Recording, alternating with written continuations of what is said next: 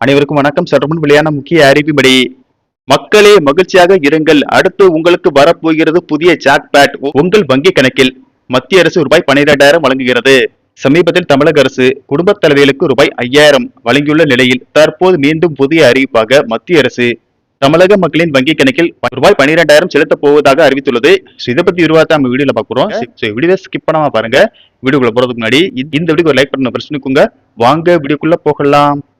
தமிழ்நாட்டில் 2026 சட்டமன்ற தேர்தலுக்காக ஆளும் கட்சியான திமுக மகளிர் உரிமைத்தொகை மற்றும் கோடைக்கால சிறப்பு நிதி என ஒரே தவணையாக ரூபாய் 5,000 வழங்கி மக்கள் மத்தியில் நற்பெயரை பெற்றுள்ள நிலையில் அதற்கு போட்டியாக மத்திய பாஜக அரசு ஒரு பிரம்மாண்டமான நிதி திட்டத்தை தயார் செய்து வருவதாக தகவல்கள் வெளியாகியுள்ளன. தமிழக வாக்காளரின் கவனத்தை தன் பக்கம் ஈர்க்க பயனாளிகளின் வங்கி கணக்கில் நேரடியாக ரூபாய் 15,000 வரை வரவு வைக்க டெல்லி மேலிடம் அரசு திட்டம் வகுத்து வருகிறது.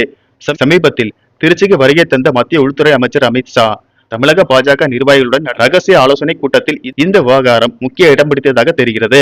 தமிழக அரசின் ரூபாய் 5,000 திட்டம் பெண்களிடையே ஏற்படுத்தி உள்ள தாக்கத்தை முறியடிக்க வேண்டுமானால் அதைவிட பெரிய அளவிலான ஒரு நிதி உதவியை மக்களுக்கு நேரடியாக கொண்டு சேர்க்க வேண்டும் என மாநில நிர்வாகிகள் தரப்பில் வலியுறுத்தப்பட்டுள்ளது.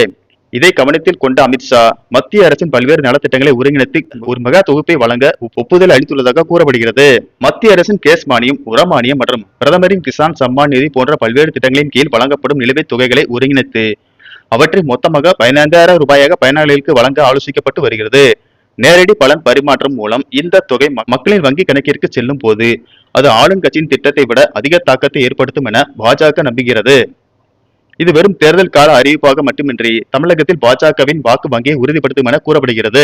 தேர்தல் தேதி அறிவிக்கப்படுவதற்கு முன்பாக பிரதமர் நரேந்திர மோடி தமிழகம் வரும்போது இந்த வரலாற்று சிறப்புமிக்க அறிவிப்பை அதிகாரப்பூர்வமாக வெளியிட வாய்ப்புள்ளதாக அரசியல் வட்டாரங்கள் தெரிவிக்கின்றன.